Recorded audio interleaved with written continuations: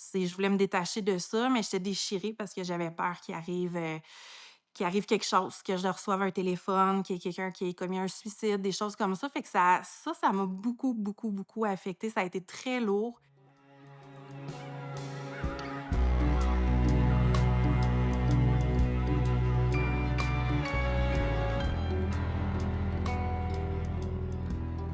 J'ai vécu dans un contexte de violence familiale, beaucoup de violence émotionnelle, violence psychologique, négligence, due à des problèmes de santé mentale dans ma famille. Puis ça, c'est sûr que ça m'a beaucoup, affectée dans la vie adulte. Hem, Ce que ça a créé, c'est j'ai voulu répondre aux besoins des autres plus qu'à mes propres besoins parce que je voulais aller aider, je voulais plaire. Ça a beaucoup façonné quelqu'un qui voulait plaire aux autres, qui s'oubliait, qui oubliait ses besoins. Tu sais, moi, en tant qu'enfant, mes besoins n'étaient pas validés. Ce que je faisais malgré mes efforts était jamais correct, était jamais compris, il était pas validé. Donc il y a eu beaucoup de up and down émotionnel, un vide infini à remplir. Puis je pense que c'est ça qui a été le plus dur à porter, c'est, de vivre avec quelqu'un qui est censé être l'adulte, qui est censé être la personne qui prend soin de toi, mais qui a un vide infini, qui est pas capable de lui-même combler, puis qui s'attend que les autres le comblent pour lui-même. Je pense que c'est ça qui a été le plus difficile. Puis cette personne-là, ben, elle voit pas ou elle s'en rend pas compte de sa détresse, de ce qu'elle cause aux autres. Fait que c'est non diagnostiqué, puis c'est de la faute aux autres plutôt que de sa propre réalisation. Fait que c'est pour ça, tu sais, que les problèmes de santé mentale, si tu le réalises pas, c'est difficile de mesurer l'impact que tu as sur les autres, mais ça en a un réel.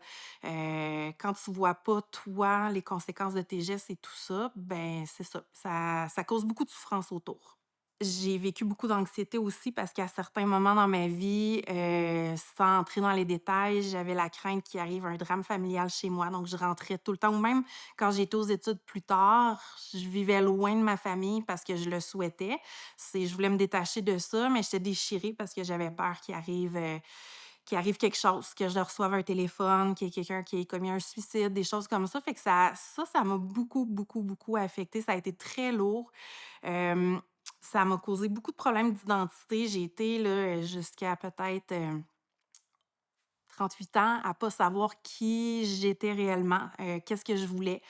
J'ai eu de la difficulté à répondre à mes propres besoins. Tu sais, quand tu fais de l'anxiété, souvent, c'est le fight or flight. Moi, ça a été la fuite. Donc dès que je pouvais, je m'en allais de chez moi. Je m'en allais voir mes amis. Il y a même un moment donné, j'allais étudier au cégep parce que j'étais plus capable d'être à la maison. Il y avait trop de chicanes, il y avait trop de pression, trop de souffrance. Je voulais juste m'en aller, fait que j'étais allée à Sherbrooke en sciences politiques. Au moins, j'étais plus loin de chez moi, mais malgré ça, heu le lien, il était là pareil, tu sais, j'avais toujours cette peur-là, j'avais toujours cette pression-là, j'avais toujours des appels téléphoniques désagréables, je devais subir ma vie finalement, d'aller dans des rencontres familiales que j'avais pas envie d'aller parce que je me sentais pas à ma place, je me sentais pas moi-même. Mais tu sais, le le soutien que j'ai eu, c'est la fuite finalement. C'est vraiment même le voyage en quelque part, ça a été ça. Ça a vraiment fait du bien.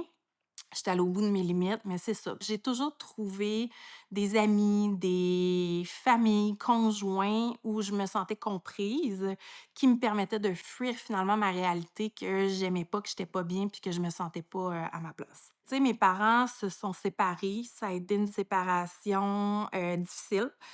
J'ai eu justement c'est ma mère, qui a, des enjeux de santé mentale.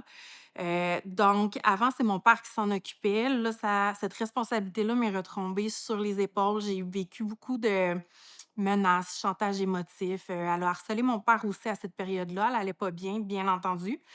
J'ai eu 3 enfants dans un court laps de temps, là. Mes enfants, tu sais, de 2012 à, 2016, j'avais 3 enfants, donc c'est en vraiment pas beaucoup de temps. Mais je vis ma vie à 200 000 à l'heure, là, tout le temps. Fait que je suis une personne qui est quand même assez intense, mais c'est juste devenu trop pour moi. Puis oui, c'est une réaction, tu sais, à un moment donné, je voulais plus avoir cette responsabilité-là sur les épaules. je voulais m'occuper de moi-même, de mes enfants et ne plus être la mère de ma mère, finalement. Moi, mon père, je peux dire que j'ai fait le deuil. J'ai même fait un changement de nom pour ça, mais c'est tout récent. C'est très, très, très ça a été très difficile parce que mon père, ça aurait pu se passer autrement. Donc c'est pas quelque chose que j'ai choisi, c'est pas quelque chose que j'ai voulu. C'est lui qui a réagi un peu de cette façon-là, puis j'ai pas compris. Fait que le deuil m'a pris, là, je dirais on est en 2025, de 2017, mettons, à 2025, ça m'a pris toutes ces années-là. Ma mère, dû à sa maladie, le deuil, il s'était fait, graduellement. Puis ma mère, j'ai décidé de couper les ponts avec elle parce que, c'était trop lourd, parce que, elle faisait vivre à mes enfants ce qu'elle m'a fait vivre. Puis, ça, j'ai décidé que c'était non, tu sais, ça s'appelle les traumas intergénérationnels, puis ça, moi, j'ai voulu mettre un stop à ça. J'ai pas voulu continuer ça, j'ai pas voulu, pour moi, c'est inconcevable que mes enfants vivent ça. Tu sais, moi, je pouvais l'accepter, je pouvais en prendre, j'ai vécu ça, mais mes enfants, pour moi, c'est un gros non. Tu sais, en tout cas, je veux pas revenir sur moi, mais tu sais, moi, mes 2 parents sont morts depuis plusieurs années. Bon. Fait que, tu sais, le deuil, je comprends ça, mais un deuil de parents qui sont encore Ouais, en vie, c'est spécial. C'est très confrontant parce que c'est pas naturel, premièrement. Tu sais, des gens probablement comme toi, là, je fais une assumption, eux souhaiteraient probablement avoir une relation. Moi, c'est comme l'inverse, j'ai décidé égoïstement de couper les ponts pour moi, pour ma famille. Je sais qu'ils sont là. Je c'est à l'inverse de ce que la société nous enseigne. Tu sais, il y a des gens qui vivent ce que j'ai vécu, puis qu'eux sont capables de garder la relation pareille. Il y a des gens qui vont prendre leur distance, mais qui sont capables de gérer ça. Moi, j'en ai juste pas la capacité, puis mes enfants sont trop importants pour moi, justement pour transmettre ça. Tu sais, ma famille, mes enfants sont beaucoup trop importants pour qu'ils vivent de la violence, qu'ils vivent, l'obligation d'être normaux. Tu sais, je veux dire, je sais pas, moi, mes enfants, peut-être que, je vais avoir un de mes enfants qui est homosexuel, peut-être que je vais avoir, un enfant transgenre, peut-être que je vais avoir un enfant qui va être en couple avec, une personne qui vient d'ailleurs dans le monde. Peut-être que j'ai quelqu'un qui va déménager ailleurs dans le monde dans mes enfants, puis moi, je veux que mes enfants puissent être eux-mêmes. Je veux leur offrir finalement ce que j'ai pas reçu, du moins ce que j'ai perçu que j'ai pas reçu, pour qu'ils puissent être eux-mêmes, pour qu'ils puissent, s'épanouir comme ils sont finalement. c'est quoi, mettons, le moment qui a été le déclencheur de ta libération, personnelle? C'est moi puis mon mari, on n'en pouvait plus. C'était lourd à porter, notre vie, on avait, tu sais, j'ai grandi dans un cadre où je devais être normale, le plus normale possible, le plus fitter dans le cadre. Donc je peux dire, j'ai reçu un amour conditionnel. Donc dès que, ce que je faisais rentrait dans le moule, dans le cadre, c'était félicité. J'étais valorisée, mais dès que ça rentrait pas dans ce cadre-là, dès que je sortais ma personnalité qui que j'étais, ben souvent je me faisais rentrer dedans. Puis à un moment donné, c'est venu très lourd à porter. Tu sais, on avait la maison, 2 voitures, le travail. Heu, donc, tu sais, pour beaucoup de gens, cette vie-là, elle est belle, c'est ce qu'on souhaite. Puis nous, on s'est rendu compte, non, on n'est pas heureux là-dedans. Puis on s'est rendu compte qu'on s'était peut-être pas nécessairement posé de questions sur ce qu'on voulait réellement nous. On se connaissait pas, moi y compris. Heu, fait qu'on a décidé de tout vendre pour partir en voyage. Là, on est parti un total de 10 mois. On a acheté un campeur, on est parti avec nos enfants, 3 enfants à l'époque. On a fait le tour du Canada, des États-Unis, puis c'est vraiment là que je suis allée au bout de mes limites, que j'ai commencé à me connaître. Ça l'a été, je pense, les 10 plus beaux mois de ma vie. De v le sentiment qu'on a vécu, que j'ai vécu du moins, c'est d'une totale liberté. On se levait le matin, tu sais, nous, on a vendu, on est partis, c'était en décembre, si je me trompe pas, il faisait -20 quelques. première destination qu'on a faite, c'est la Floride. Tu sais, j'avais jamais vu de palmiers, de vivre la chaleur, puis de vraiment vivre au jour le jour. On savait à peu près qu'est-ce qu'on voulait faire comme voyage, mais vraiment de se lever le matin, de décider qu'est-ce qu'on fait. Est-ce qu'on se repose? Est-ce qu'on va à une destination? Ah, à cet endroit-là, il fait pas beau, on va à un autre endroit.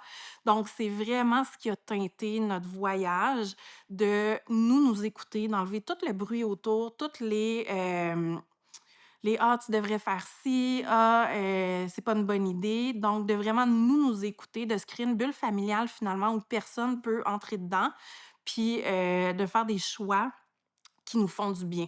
Puis tu sais, à partir de là, on a visité, on a fait Floride, on a fait, Louisiane, on a fait, le Texas, on a fait là, on a passé au travers de 45 États environ.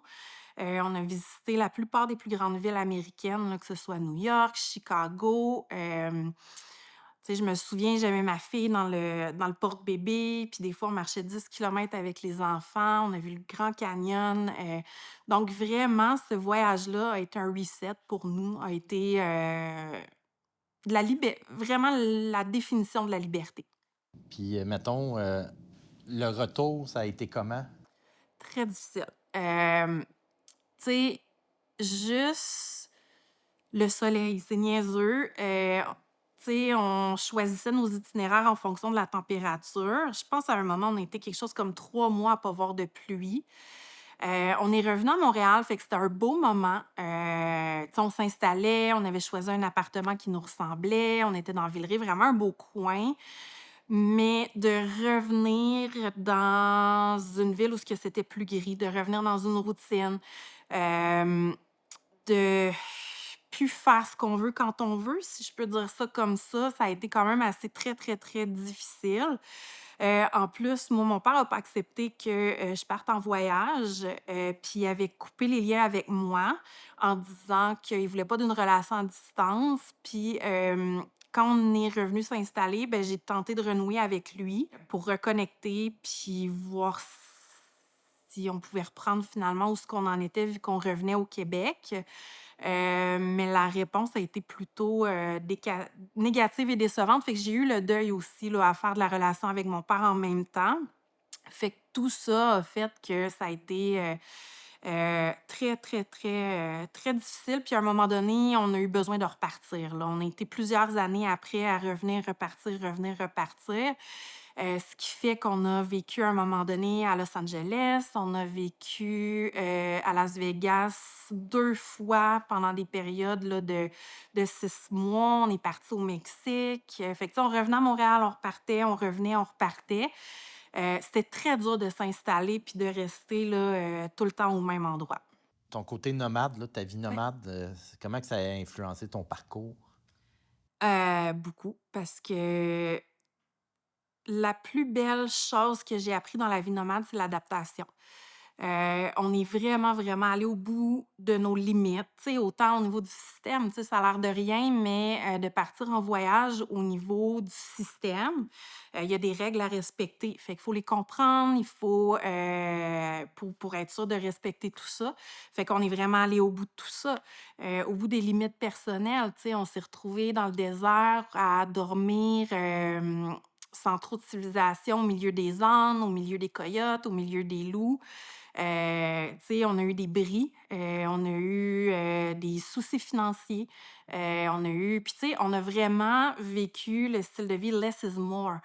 On n'avait pas grand-chose là, tu sais, de vivre dans un campeur avec des enfants, on pouvait pas avoir beaucoup de matériel, on n'avait pas de sécurité non plus, on savait pas, on n'avait pas un travail qui nous attendait, on savait pas ce qu'on allait faire en revenant, mais on se disait qu'on allait trouver. Fait que ça fait en sorte qu'aujourd'hui, presque peu importe la situation, oui, même si ça me cause de l'anxiété, je vais trouver beaucoup de ressources, tout le temps. Tu sais, j'ai toujours été créative, mais là, je crois vraiment en mes capacités beaucoup plus parce que je le sais que je vais trouver quelque chose, une ressource, un outil, quelque chose pour me sortir de cette situation-là. Ça fait en sorte qu'à 38 ans, 37, je suis retournée à l'école aussi. Ça fait en sorte que j'ai pu, je fais ce que j'ai envie, peu importe Pas je fais ce que je veux quand je veux, mais je me mets moins de limites parce que j'ai dépassé mes limites personnelles finalement. Donc je me dis pas: «Je suis trop vieille pour retourner à l'école». Tu sais, malgré le fait que je vais à l'école, on fait l'école à la maison aux enfants aussi. On fait que tu sais, que ma vie soit conventionnelle ou pas, c'est plus un besoin pour moi finalement, puis je m'adapte tout simplement. Y aurait-il un message que tu aimerais transmettre aux personnes qui se sentent coincées?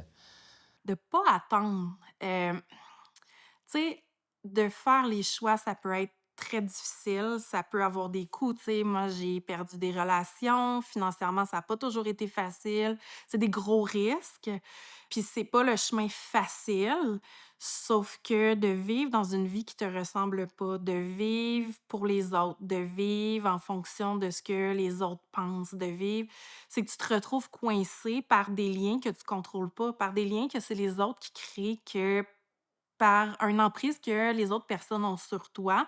Puis, tu sais, on vit dans une société où ce que il y a de plus en plus d'ouverture, où ce que il y a de plus en plus de possibilités. Tu sais, c'est possible de changer de travail, c'est possible de retourner à l'école, c'est possible. Fait que de mettre la peur de côté, de pas hésiter, je pense que ça vaut la peine, même si parfois, c'est difficile.